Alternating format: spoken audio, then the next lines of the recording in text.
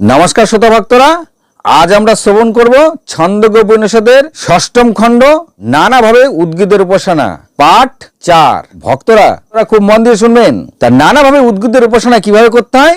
এখানে পৃথিবী হলো ঋক আর অগ্নি হলো সাম, আর এই অগ্নিরূপী সাম আর পৃথিবীরূপী ঋকে প্রতিষ্ঠিত হয়ে আছে, আর এই জন্যই ঋকের গান সামে করা হয়। পৃথিবী হলো সা, অগ্নি হলো অম, আর এই দুই মিলে হয় সাম। ঠিক একই রকম অন্তরিক্ষ ঋক, বায়ু হলো সাম, আর এই বায়ুরূপী সামই অন্তরিক্ষ ঋকে প্রতিষ্ঠিত হয়ে আছে, আর এই জন্যই ঋকের প্রতিষ্ঠিত হলো সাম, আর তাই এর গান করা হয়।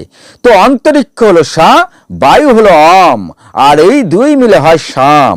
যেমন ভূলোক স্বর্গলোক হলো ঋক আর সূর্য হলো সাম, এমন এই সমস্ত নক্ষত্র মণ্ডল হলো ঋক আর চন্দ্রমা হলো সাম। অন্যভাবে দেখলে সূর্যের শ্বেত আভা হলো ঋক আর তার ভেতরে নীল আভা হলো সাম, আর এই নীল আভা শ্বেত আভাতে প্রবিষ্টিত হয়ে আছে। তো ভক্তরা, সূর্যের মধ্যেই পরম পুরুষ পরমাত্মার রূপ দর্শন করা হয়, যার চুল থেকে নখ সবই স্বর্ণময় হয়ে থাকে। আর তার মধ্যে যে সাধক লাল কমল দর্শন করেন, অর্থাৎ যিনি সূর্যের উপাসনা করে তার মধ্যে লাল কমল দর্শন করে নেন, তিনি সমস্ত পাপ থেকে সাথে সাথে মুক্ত হয়ে যান আর সমস্ত কামনা বাসনার অধিকারীও হয়ে যান। আর তাই এই ঋগ্বেদ আর সামবেদই হলো এই পরমাত্মার গুণাগুণ, তাকে জানার গান হয়ে থাকে, আর তাই তিনিই হলেন উদ্গীত।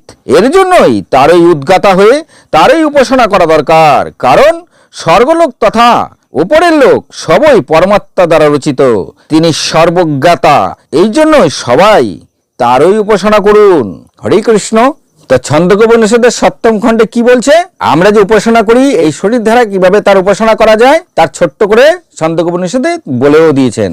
বাক ইন্দ্রিয় হলো ঋক, প্রাণ হলো সাম, আর এমনই নেত্র ইন্দ্রিয় হলো ঋক, মন হলো সাম। ঠিক এমনই শ্রবণ ইন্দ্রিয় হলো ঋক, মন হলো সাম। ঠিক তেমনি নেত্র শ্বেত আভা হলো ঋক আর নীল আভা হলো সাম। ভক্তরা মন দিয়ে শুনছেন তো? এখানে ঋক আর সাম কাকে কাকে বলা হয়েছে মন দিয়ে শ্রবণ করুন, বারবার শ্রবণ করুন। এই নেত্র ইন্দ্রিয়র মনির অন্তরে যে পুরুষ বাস করে তিনিই ঋক, আর সাম যজুর হয়ে থাকে, তিনিই হলেন ব্রহ্ম, আর তার রূপ হলো পরমাত্মার রূপ।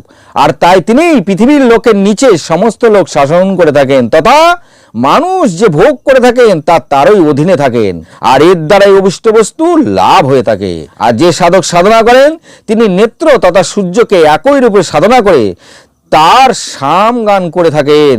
তাই নেত্রেন্দ্রিয় হলো আমাদের শরীরের রহস্যবিন্দু। সুতরাং আমাদের নেত্রকে কিন্তু অত অবহেলা করা যাবে না। ছন্দোগ্য উপনিষদে বলছে আমাদের শরীরের মধ্যে নেত্র এমনই একটি ইন্দ্রিয় যা বাইরে থেকে আমরা তা দেখতে পাই, কিন্তু আমরা কখনো নিজের নেত্রের দিকে তাকিয়ে কখনো ভাবিনি যে আমাদের নেত্রটা ঠিক কিরকম দেখতে, কি আছে এর ভেতরে।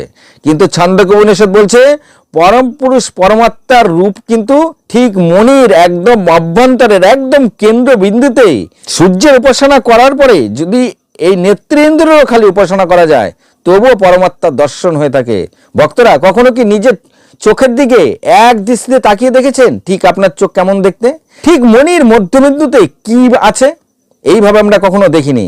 তাই বলছে এরও উপাসনা করো, অর্থাৎ নিজের চোখের ভেতরে কিন্তু পরমাত্মার বাস রয়েছে, সেটা সাধকদের বলছেন এরও উপাসনা করো। আমাদের শরীরের মধ্যে এই নেত্রের কিন্তু এক রহস্য। তো ভক্তরা, he who understand the secret of I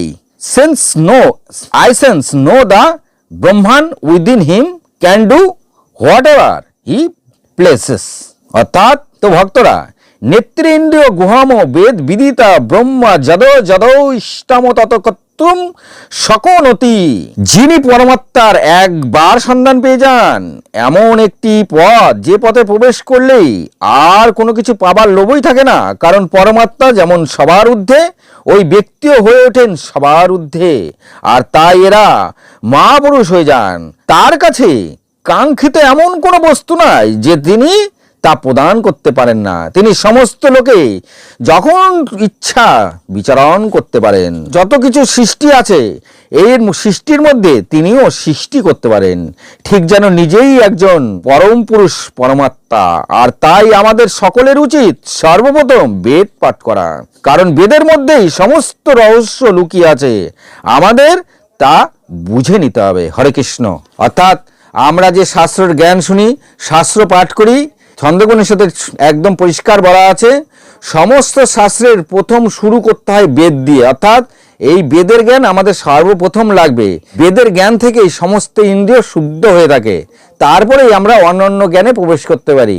বেদের জ্ঞান যার মধ্যে নেই সে সহজেই কোনো জ্ঞান কিন্তু অর্জন করতে পারবে না। সনাতনী হিন্দুদের সকলের উচিত সবার প্রথম সম্পূর্ণ বেদ শাস্ত্র পাঠ করা।